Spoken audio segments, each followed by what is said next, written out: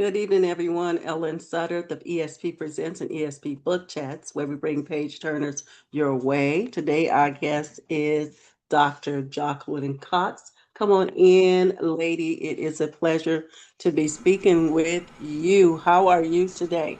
I am good. I am good. Ellen, how are you? I am great and happy belated birthday to you. I Thank seen you. your Thank you. Thank you. shenanigans Thank you. involving your husband. He's very quiet. You just dragging him along with you, and that was just wonderful to see.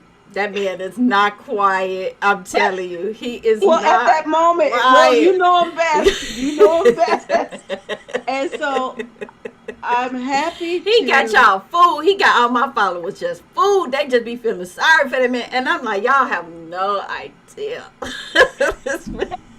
we don't know. He's quiet. Look like you putting him in all your stuff. Well, let's get started. For those that's looking on, again, I'm Ellen Sutter, the ESP Presents and ESP Book Chats, where we bring page turners your way. Our guest here is Dr. Jacqueline Cox, and we're going to talk about a book that's very interesting that she wrote. Actually, I think I would call it a documentary of the. No, you wouldn't call it a I documentary? would call it a historical fiction because A historical it's fiction. based on what happened, but the characters are fiction, and the names are fiction. Okay. So yes. Okay, so I said documentary, she says historical. So um, we're not going to see who's right or wrong, but thank you for that. You're And welcome. the story is well written, but to just get to it, let's get to the backdrop of you and why did this story come to you? And tell us what's behind you, and let's go start right there. Okay, so we're going to start with what's behind me. What's behind me is actually a book trailer that I made for the book. And it's really painting a picture of a young mom who sent her son out on his way to school, and he forgot the note that he was supposed to take to wherever he was taking it to, right? And he ended up not coming home. And so it really tells the story of what happened and how parents were just, so distraught because their kids were coming up missing in a time where between 1979 and 1981. So I really wanted to kind of hone in on this story. And the reason this came to me, just like the owner judge came to me, I live on Facebook. My whole business is on Facebook. So I'm always scrolling through Facebook trying to get some type of inspiration. And I'm known for poetry, right? I'm known for faith based storytelling. But I have dabbled in historical fiction now, just trying to expand the genre of writing that I write. And I've also done a sci-fi thriller as well. But what really drew me to this story to make me want to write it is because it involved kids, especially black boys, and I'm a boy mom, a black boy mom, and they were just coming up missing every day on their way to school, on their way to the store, on their way different places. And even though it wasn't only children who were missing and end up, being killed, it was mainly children between the ages of 8 and 20. And it was just so dynamic back in Atlanta when this was happening because it was like everything was swept under the rug, even though after an outpour of different organizations and people coming out saying, hey, nobody's doing anything about it, then you got the FBI, then you got the Atlanta PD, and then you got all these people involved. But before then it was just like, oh, they just ran away. Oh, they just ran away. And it made me so frustrated because I feel like everything is happening now, Ella. Well, it's the same type of thing that's going on where our kids are not being taken seriously, as they should. And a lot of people tell me, oh, you so overprotective because I don't let my kids go nowhere without me. They don't spend a night at nobody's house. They don't go to sleepovers. If they want to go to a park or somewhere with their friends, me and my husband will be chaperoning. We will be there. If they want to hang out with their friends at the mall, we will be there. We want to see our eyes on you. And a lot of people say I'm overprotective, but as a parent, as a mom, as a black boy mom, as a black woman, as a black wife to a black husband, I feel it's my duty to just be able to share these stories and figure out what happened to these kids, because it is still unsolved. It is Mm-hmm. still an unsolved situation so many decades later. So that's the reason behind it. I saw the story on Facebook and I was like, what? I had never heard of it. And so that it was new to me. I was born in 89, so this happened before I was even born. So to see that these same things are happening today, it was just like, oh, I got to do something about it. I have to talk about it. And I'm glad you talk about this story. So I'm one of those 1962 babies, so I Mm-hmm. already knew about it and being in that era. And so, what did you? And I see you're born in the the last of the 80s. Mm-hmm. And so, what did you hear? I'm going to tell you what I heard, and it's all speculation. And I googled it and looked it up before we have our talk now. Yeah. And so the speculation or whatever was going on, being in the heat of that time, being in that area, born in the 60s, so there were a lot of boys that were taken. And there was one, I don't know if you came across that though, Jacqueline, but there was one, I don't know if the person was close to us in our area or a couple of states over. She was in the bed laying with her baby. Her baby was snatched from her Oh my while she goodness. was laying with her baby. This is part of this story too. So what we heard, that there were probably, and I, this is my discretion, or Mm-hmm. this is my Your theory, your thought. but this is my thought, and this is I have no truth to it, but this is what we heard. My disclosure is what I'm trying to say. Mm-hmm. Is what we heard was there was research, and the research was for cancer, and the cancer had Mm-hmm. a cure. All speculation. Do not quote me on this, y'all. That they were saying that and this is going to get graphic, that there was a serum or there was something at the head of a black boy's penis that would help with the cancer cure. That's what we heard in the story, in that's why they were getting it. But when I looked for the research, they did say in there, not what I'm saying, but there was speculation of cancer research. You know what? I've heard that there was speculation, and you know what? I heard that when I had my first son, when I had Jaden, I heard that they are so adamant about giving boys their what they when they chip that little part off with, I don't, for lack of better term, Circumcision. circumcision, Circumcision. so they can take that piece and use it for medical, medical or scientific research for Mm-hmm. cancer. Mm-hmm. And I also heard that about, umbilical cords and, the Yes. thing. So when I had Jaden, I didn't let them cut it. I told them I want my child to stay on for as long as he can. I told him, do not remove it. Do not remove it right now until he finishes it. And they were like, what? Because I was young. I was 21 when I had my son. Mm-hmm. But I Mm-hmm. had already heard, so my dad had already told me about a lot of these theories. What they use are umbilical cord and the things that black people produce. And they use it for different medical research and different things like that they get paid off of. And and I heard that the what they are after birth and stuff from the umbilical cord is really healthy for our babies, and we have the right to decline them from taking it.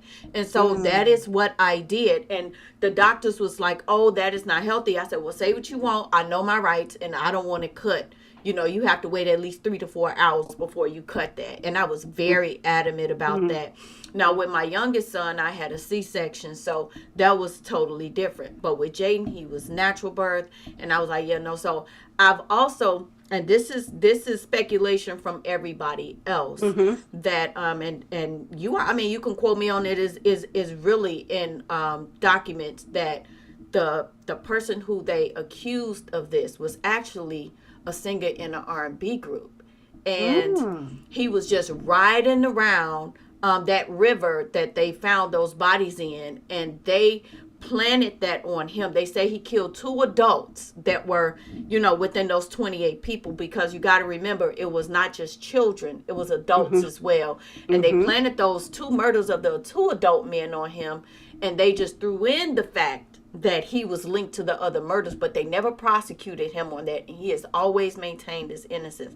But we'll get along if you want to answer those. But his name was Wayne Williams, and the mayor Mhm. at the time in 2021, I mean the attorney general at the time in 2021, she reopened the case, and his lawyer, she went on a lot of different interviews, and he still has not been released, but he has always maintained his innocence. He said that they covered up a lot of things, that the Ku Klux Klan were killing young boys and young men to try to end the population of the black culture back Wow. in the South. So they were killing those boys. They were catching them. They were killing them. And it was this big conspiracy and cover up about what happened at that time. And I don't know all the facts. I researched as much as I could, but I do know that in the book, you will see the investigator in the book, she went so far Mhm. in archives and trying to figure out information, and things were going along with the FBI. Then all of a sudden, it stopped.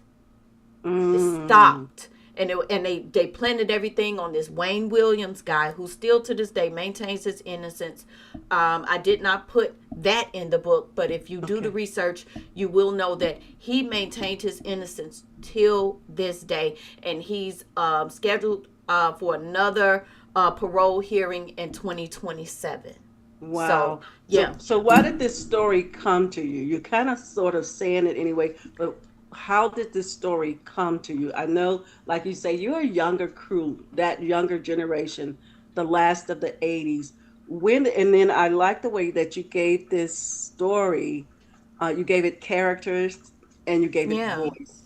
So how did it come to you? I know you did the research, but when did it call you and then call you to name like Miss Jenkins, Yeah, you had I had certain Loretta names. Jenkins, Yes.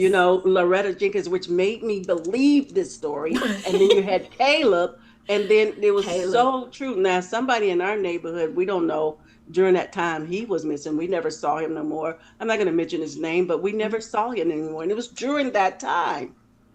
So, Well, like I said, this story came to me. I was scrolling on Facebook, and I'm a part of this group page that talks about certain things in the Black community.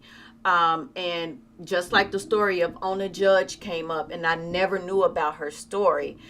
This story came up in that same group, and I was like, "Oh my goodness!" And like I said, me as a mom, my heart exploded, Ellen. I was like, I don't know. Now you know me when it comes to my kids. I think anybody hmm who hmm follows Listen hmm Linda knows how much I care about my boys. So I put myself in those shoes, like, what if this had happened to me? hmm Because hmm I'm not the type of person who will send my son to the store. I drive you to the store. You can get out and go through the store, right? But you better keep your phone on you. Somebody suspicious FaceTime me. I'm coming in. Your daddy coming in. We don't let them do nothing. And and it's not that. It's just like in these days, especially living in I do live in the Chicagoland area. I'm from Chicago, but I live in the suburbs called Montgomery. hmm And it's diverse, but it's also very I'm just going to say it, and racist, right? And hmm so hmm and people would think like, oh well, you light skin, your boys light skin. They get it worse around here, Mm. because the black people don't like you. They think you want to be white, and then the white people don't like you because they know you Wow. black. And so my boys are very in sync with their heritage. They wear their dreads. They don't play. They love black. They love being black, right? Just like hmm me, I love being a black woman. And it has been really hard. So I'm just imagining me sending, I won't even say Jaden because he's 15, and Caleb was around the same age as Dukes, which is Dukes is 10. So hmm to send Dukes to the store or to school and not see him ever, Mm-hmm. and nobody's doing anything about it. And those names, Loretta Jenkins and Caleb Jenkins, those were just actual just names. I just can't. If you read any of my books, I'm just a storyteller by nature. So I'm gonna Mm. always come up with a good plot. If you guys have read, any of my urban fictions like Chi-Town Diamond in the Rough or my memoir Mountains Can't Rise Without Earthquakes, I'm gonna always give you a good plot. I'm going to always give you a good story, and I'm going to always give you a good twist. But I think really diving deep into the actual cases and hearing the parents and the family members of the victims, right, say, Mm-hmm. we don't believe that this man did this. We don't Mm-hmm. believe that he took Mm-hmm. our child. We believe that this is being covered up, and they just getting pushed to the side for all these years. This just broke my heart. It really did, Wow. Ellen. Let's reset, Linda. We're going to Mm-hmm. reset. It looked like it's 25. I don't on that TX 25. I see that there. I'm not really sure of that. And so, hello to you, 25, if that's what it is. And hello to you guys. And we have Dr. Jacqueline Cox, and you guys know her as Listen Linda. We're Mm-hmm. going to talk about it. Like when I went to the story, you had the story written so well in a way, like I just said, for those who listening in or those who are already in here, is you had me set, and I am going to finish the story where it opens up. And I told you I'm from Mm-hmm. Chicago, and I'm from East Chicago Heights. You said you heard of Chicago Heights, but Mm-hmm. I I'm have. outside of that, and so Mm-hmm. where I live, it's boarded up. It's nothing there. Everybody's gone. Wow. So it was poured then, and it's Pour it certainly now. Mm-hmm. for now. So there's no Absolutely. police, there's no nothing. And so when I look at that, and I think and we open up with chapter one last morning, as it Mm-hmm. say, where you have Caleb Jenkins and you have his mother there. She's simply, and she's a night shift nurse, Mm-hmm. and she Correct. simply had her son to grab this letter, go to the aunt house. Mm-hmm. But I really like when you said, uh, when he was walking and he forgot the letter, that means double back, that means getting fussed at, that means this. So to him, he felt like it was too challenging to go back because the backlash was too far. What was it like for you to write this story and just to give it that feel where this single mama working hard sends her son to get a note? He has people waiting on him. What was that like for you to put it to paper?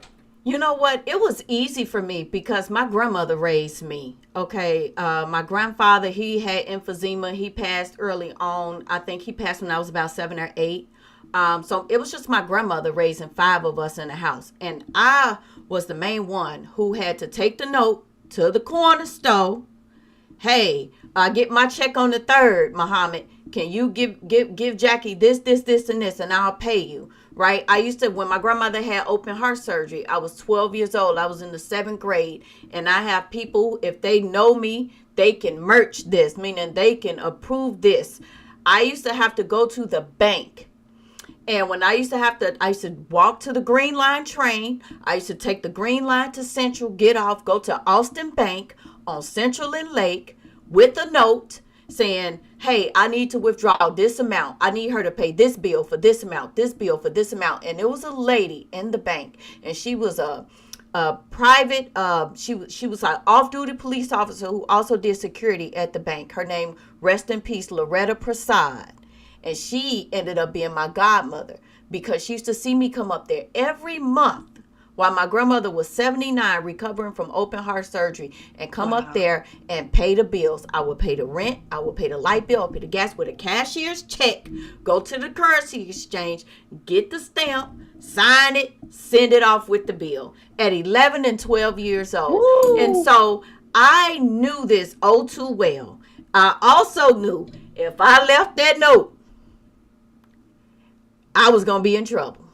So I got two options. Either try to remember what she said and ask my auntie this, or go back and get that note and get a whooping because now I'm going to be Wow. late. So I remember, so putting that together was so easy for me. Like I said, I'm a storyteller by nature. I've been writing a long time. I got a lot of books out. But putting that together for me was really nostalgic in a way because Mm-hmm. it also made me put myself in the little boy's shoes. Like, God had been protecting me so much in my life, Ellen. I remember one time my grandmother sent me out to the store, and I was 9 years old, to go to the corner store to get snuff.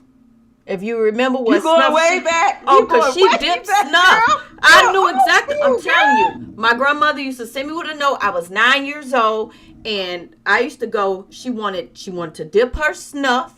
Mm-hmm. She wanted what is it, so I had to get snuff, I had to get pine salt, a couple other things for the house, and then moon pies, because she used to always Come eat on her now, moon girl. pies. Come on So I now. used to always, and the store was on Cicero and Ohio on the west Come side on of now. Chicago. That's the way the prejudiced. the corner store is May's Foods. It is still there to this day.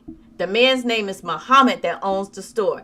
And I used to have to go. And I remember one specific day, it was like 8 o'clock in the morning, and she needed snuff. So she would send me with the money and with the note. And it was so much fog outside that I could Mm. not see. And I was telling my husband about that when we were talking about the fog yesterday. And he said, you know what? That wasn't nothing but God protecting you, I'm because there's telling you. so many child predators and different things out here. And our parents didn't, my grandma didn't think about none of that, because she Yeah. was always say, oh, you covered by the blood. Go on, girl, ain't nothing gonna happen to you. You gonna And come then we right had back. a village too, Linda, where somebody knew you lived that village in there. Absolutely. But going on Cicero, there was not a place, like I say, I'm from Chicago, but I'm in the suburb area, but black folks didn't go on Cicero. No, no, no, no. Because it was nothing but a bunch of corner stores, prostitutes at the time. Exactly. Yes, and see, we didn't stay. We stayed where it was prostitutes, but as a kid, I didn't see that. Hmm. I saw my school. I saw the car lots, the little lemon car lots that be up and down Cicero. I saw the food place, the liquor store, and the place where the Freemasons used to go on Hmm. on Cicero in Ohio. That's what I saw. Wow. So I No, ain't no, that's just not a place lying. to be. Let's see. Let's see where we're at. We got a few more minutes and it's going fast, Linda. This is good. So Yes. let's go with that chapter two. With that Okay. chapter two, you said, wait, let me reset. Resetting. Thank you guys for being here. I'm Ellen Sutter of ESP Presents and ESP Book Chats, where we bring page turners your way. Do share, swipe, and share. You guys know her by listening, Linda, and it is Dr. Jacqueline Cox, a great storyteller. You Thank you. guys go get this book, Vanish, and you'll be intrigued like I am. Very well written, and it's a great story. So we're talking about that chapter two, little Mm-hmm. glimpse of that. So on that chapter two, there is some things that I quoted from there that I want you to hear. And it really got me. So I'm Mm-hmm. engulfed in the story. And Mm-hmm. so I'm gonna have to go back. And I like the way you had it. I want to ask you this before we get there. So when I got the ebook, Mm-hmm. it also read to you. Was that something special you had it done like that? But I didn't know that the ebooks come like that. So is that the way it's coming, or that's just the way I got it? No, you know what? If you copied it in book on your Apple, it does that, and also it does that now with ebooks, where it will actually read Oh, to you. So that is nothing that I do. Even like when you publish your book, if you publish a certain amount of books, Amazon will give you free audio books. They will do your audio book. And so you get the audio wow. book, but you also, with the new Amazon ebooks, if you go into the ebook, you will see if you have a Apple. I don't know if it does it I with do have Apple, but Androids. mine, I do have Apple, and I see it. Well, I don't know yet. Now I'm learning for you now, just freshly. But so the book, It can read it to was you, it's voice in to my text. Kindle. It was in my Yes. Kindle with my So other Kindle books. does voice to text. Try it with Wow. more books and see if it comes up. I'm gonna try it because my Yeah. other books didn't do that, but I'm gonna try and see because when I pressed this one, just a long story short, guys, I just got so amazed. When I pressed this one and I seen the arrow, I was like, what is this? And when Mm-hmm. it started reading, it was new to me. So I Mm-hmm. wanted to put that out there. So Mm-hmm. thanks for clarifying that. You're But welcome. when we go to the second chapter and it say a mother knows, and Mm-hmm. then I just did some bullet points where it was like the third night, her son is no longer there. No She longer there. realized the weight of the bed that sinks in, that she's used to having him. She don't really want to go to bed because it's such a reminder of her son. And I like when you said this, and it's quote, silence has a smell when it's stay too long. Where Yes. did that come from? You know what? If you, That like meant a I lot to said, me. anybody who knows me, you can ask Dr. Velma, you can ask Miss Queenie Clem, you can ask anybody. No, I'm poetic. Uh-huh. I always, if you read Mountains, if you read most of my books, even my anthologies, when I write chapters, I always follow up with poetry. Poetry is just in me. That's how I Mm-hmm. first started all my Mm-hmm. writing, right? And I try to um, make the author really be in that moment. So I always try to put sensory in everything that I write. So when we talk about the silence and all of that, I just wanted people to understand it within their heart. Like when silence stays too long, you can feel it. It's a Mm-hmm. feeling that you Mm-hmm. feel. That's Mm-hmm. just like if me and you are mad at each other and I give you the silent treatment, Oh. you're Mm. so used to this kid bouncing around. You got to tell him to do this. You got to tell him to do that. Look, she had to go in there and wake him up. She had to go in there and make sure he got everything together. He ain't Yeah. dressed. He ain't this. He ain't that. That is routine, though. That is all It you was. know It with your was. kid. And it's just you and him. And now you sitting there, you in the house. You don't want to go to sleep because you're scared you're going to get the call that you really don't want, but you Mm-hmm. really want because you need answers. And to not hear anything. You don't hear anything from the police. You don't hear anything from your neighbors. You don't hear nobody's coming over to check on you to see how you doing. And your baby been gone for 3 days. You don't know the not the fifth place to look because he never goes anywhere. So Mm-hmm. it's like the silence, it stinks. It stinks. The smell stinks. The just the description of it, just the feeling, the emotion of it, it stinks. It hurts. It smells like something is wrong because it's been Woo. quiet too long. It has been quiet too long. I tell you what, that part right there, I had to just be silent. And I don't know if you know, I'm writing my book too, but my Mm-hmm. brother was murdered. And you may have heard in Chicago Heights on Wentworth. Yeah, I know where That's where Wentworth he is. was killed at, on Mm. Wentworth in Chicago. Murdered in the Wentworth streets. is right off of State Street. Right there. That's why Mm-hmm. he was right there. And so that part made me think about, and it kind of helping me to write that scene. And I am probably have to have a box of tissue because I have to feel that. I have to know Yes. that. And you're talking about a just a little bit. I'm just want to say when you're talking about my mom, she's deaf.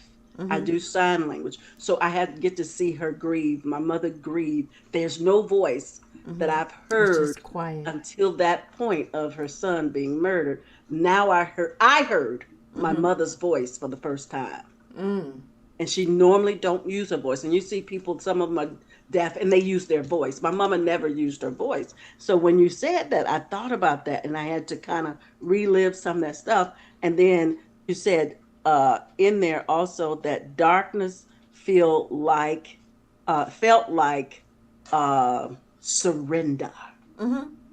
Darkness felt like surrender. Let's talk about that. That So got just those two together. like I said, I'm very poetic, but with Woo. darkness and it feeling like surrender, it's feeling like I just either I'm giving up or I'm giving it up.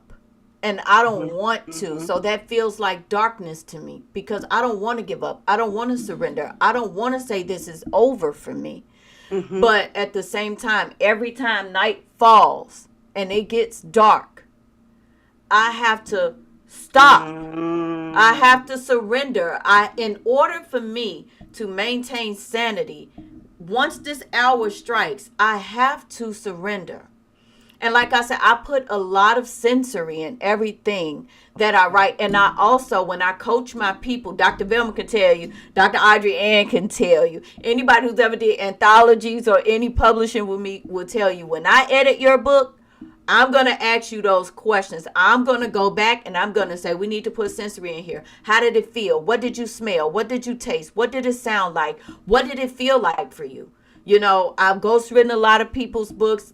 I can't say who, but I've worked with a lot of people and I've been able to just add that sensory in. And every time I do it, everybody is saying, you know what, this is so phenomenal. And it's all really comes down to having that poetic thing about you where you're Mm, able to I use love your it. art Now and this your is we're coming creativity. up. We got 2 minutes. So Mm-hmm. I'm gonna give this to you. We're talking about when that cop, the scene, the police just, she finally gets them, and then it's classified. The mother is really meticulous in her Mm-hmm. process. And so just, although she's grieving, although he's talking to her, she still can hear key words that Mm-hmm. he's saying that put in me as a reader Mm-hmm. as a stereotype of a runaway. Why would you say my son is a runaway? Why are you classifying those that are missing? Now she's not now she sees herself, me as a reader, she sees herself, now she's shining it on other mothers because she had to feel what Exactly. they felt. And So process she's it. saying, Mm-hmm. why this is the classic, a Mm-hmm. runaway, you know. And then she said another quote from you, which I Mm-hmm. love this. All of them. I know that this book, you guys, no kidding, resetting. You guys need to get this. This is an awesome read. Get your Thank you. tissue, get your feelings. I was about to throw the book, but it's like across the wall because I can relate. I have may as well say my brother was taken away from Yeah. me, so I can feel these things along the line of that. So here is another quote that is a says the world had not paused for her grief. Mm-mm. I thought about that because when somebody dies in your family, someone dies anywhere in the world has not paused for the Mm-mm. grief. You wake up, you still going to work, you still go to the store, those routine things, as you said with an earlier conversation, become routine, but it does not pause for your grief. Let's Mm-mm. talk about that. You know what? I've actually said that in one of my posts. If for those of you who do not know, my mother passed January of last year from suicide. She had been battling addiction for over 30 years, and she was also fighting HIV that she contracted on the streets doing prostitution and drugs, and just being around the wrong type of people. And when she passed and she committed suicide 4 days before her 59th birthday. And they didn't find her until 2 days later in an alley right off of 63rd and Cottage Grove. Oh, girl, come on now. I know where Yeah, she at. so you know where Mm-hmm. she is. She in the back of the alley where they be burning the garbage can barrels and drinking and doing drugs. And Mm-hmm. she was behind the garbage can when they found her. And that was also 2 days before I was crowned Miss Illinois. And so, and it was My like two condolences days. to Thank you. you. My Thank you so condolences much. to you. Mm-hmm. So I had two anthologies coming out at that time. I had Women of the Waiting Room coming out at that time, the anthology and the devotional. And so I'm working with over 50 women at this time. Mm-hmm. I cannot stop working because they pay me for a service. Mm-hmm. And even though I said, hey, I need time for my mom, she passed. While people were sending their condolences, I was still had to work. People still Mm-hmm. wanted to Mm-hmm. know things. They still were emailing me. I could not take off of what I do because you know me, like I explained to you, I have fibromyalgia, I have lupus, I'm battling thyroid cancer still almost 13 years later. And so my means of income is what I do, branding, marketing, and publishing. This is how I make a living. And so I cannot stop. And so what I did was I suppressed those things for over a Mm-hmm. year Mm-hmm. because the world does not pause because you're grieving. So I had no time to grieve. I didn't actually grieve my mom because my dad died. He had a brain aneurysm and pneumonia, and he spent 2 years in the hospital. He spent a year in long term, no, probably about 4 or 5 months in long term care. But after he got up and he got therapy and everything, after a year, he fell into a diabetic coma the day he was supposed to come out, and so he ended up going to long term care. Now, first he was at Mount Sinai. You know what we call that, Mount Sinai, right? You know why? But that's where he had the diabetic coma. They had him in their nursing facility there. So we transferred him over to another facility, and like maybe a week before he was supposed to get scheduled to release, COVID happened and everything shut down and he could not leave. And 4 days after we had the government, the whole everything, everybody had to shut down. 4 days later, he passed of COVID. So it's like he beat all of that only to die Wow. of COVID. So imagine this happening 4 years ago, well, 5 years ago, a little over 5 years ago. And then now this happening to my mom. And it was just like, wow, like it's a lot going on. And I could not grieve. So right around November, I finally struck up the nerve to bury her ashes in my backyard, under a rose bush.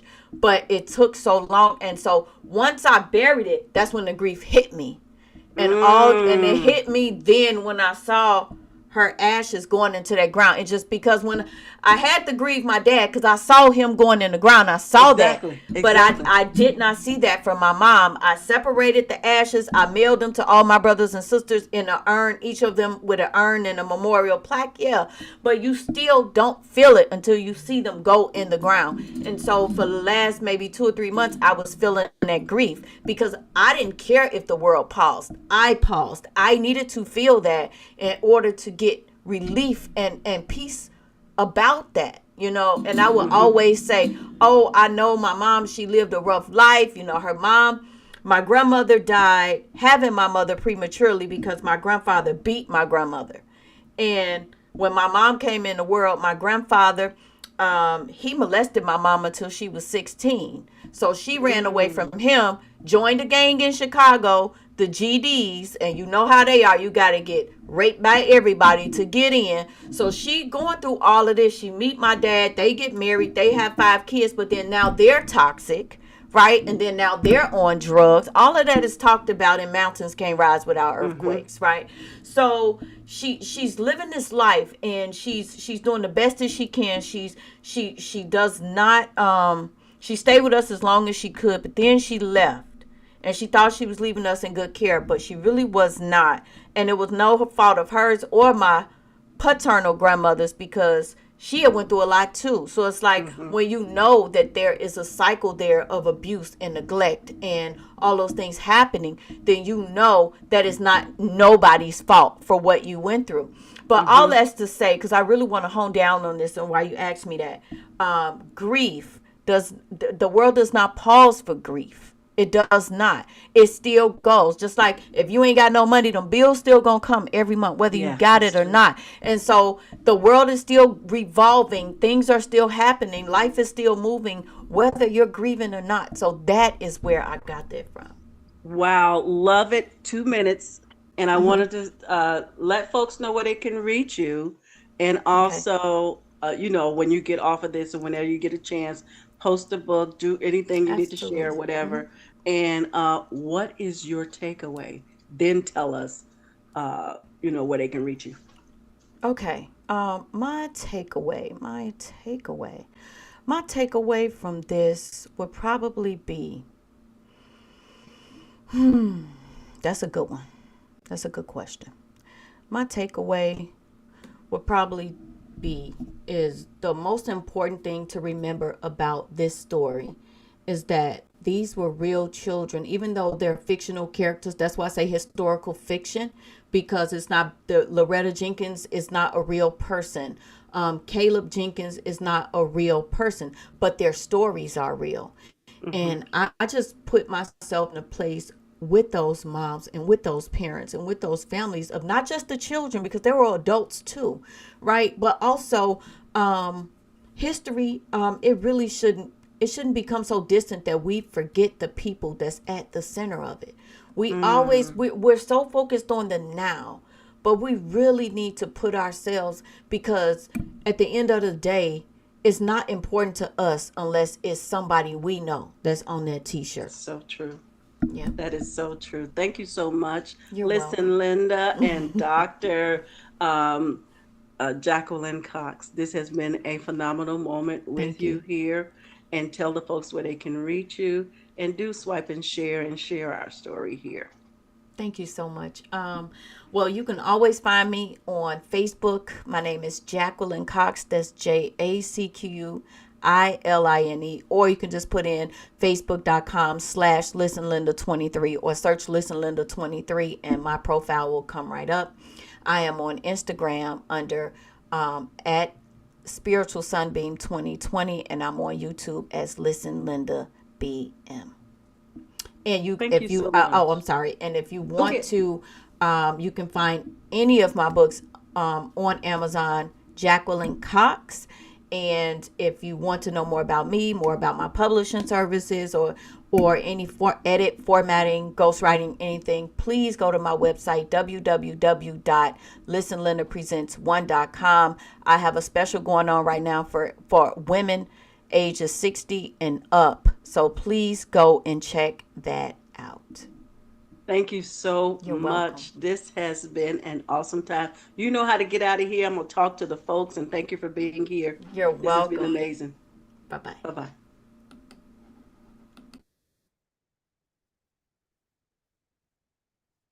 Thank you guys for being here again. Ellen Sutter of ESP Presents and ESP Book Chats, where we bring page turners your way. You guys know her as Listen Linda, and her name is, she got her doctorate, Dr. Jacqueline Cox. And this is an amazing story. Like we said, listen to it. And like she said, historical fiction, giving name to them.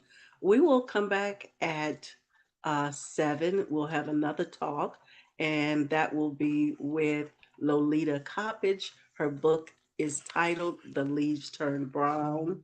And so we will come back with that story. Stay tuned. Do share, swipe, and share. You guys have an amazing evening. We'll be right back. Take care.